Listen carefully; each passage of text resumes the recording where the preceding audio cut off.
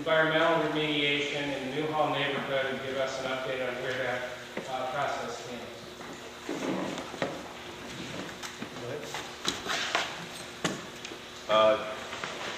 Newhall project, the residential remediation goes first. There are 3 remediations scheduled: residential, middle school property, and the parks.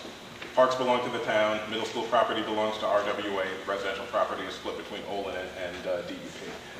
That residential process is ongoing. Olin has selected a vendor for the project, but there is an issue of environmental land use restrictions that must be addressed.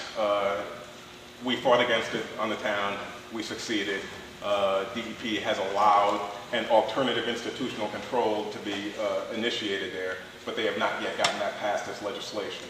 So the ball is really in the court of the DEP as to how, or if they intend to proceed, because if they were to put a shovel in the ground today on the project, they would have to write environmental land use restrictions on title of every property they touch. If they try to do that, they're going to have a big fight, not only from the residents, but from the town. There are a lot of signs in the neighborhood. A lot of people don't like the DEP plan, but right now the biggest impediment to getting that shovel in the ground is this ELER issue. Just some additional thoughts on the subject. I know that there's a disagreement on how deep we need to dig in order to remediate the soil. Right now, it's 4 feet is what the state is proposing.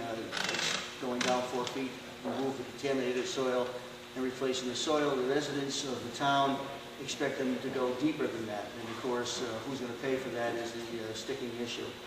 Also, I remember when I was on the legislative council, I'm going to say this is now about 6 years ago, we did an appropriation of $400,000. Some of the council members here tonight might remember that. And the purpose of that was to provide money to the residents as an immediate solution, and also as an incentive to have Olin and the state of Connecticut to contribute some money to that fund as well, so that we can get at least the most pressing problems addressed. I haven't gotten a single report on the $400,000. I have no idea where it is or even if it's still available. I'd like to ask Mr. Jackson that if he has an opportunity to address it, to let us know where that $400,000 went and whether or not the state or Olin has ever contributed to that fund. As this is informational, can I answer the question? The $400,000 was actually transferred by active counsel to the Hamden Economic Development Commission, which in fact today was conducting interviews with structural engineering firms to assist in the analysis of homes with structural damage.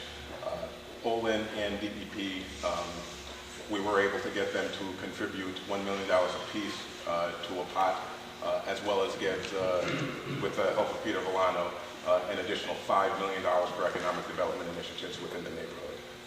We can't leave the neighborhood, or we can't spend $100 million on a remediation project and leave the neighborhood exactly as it stands.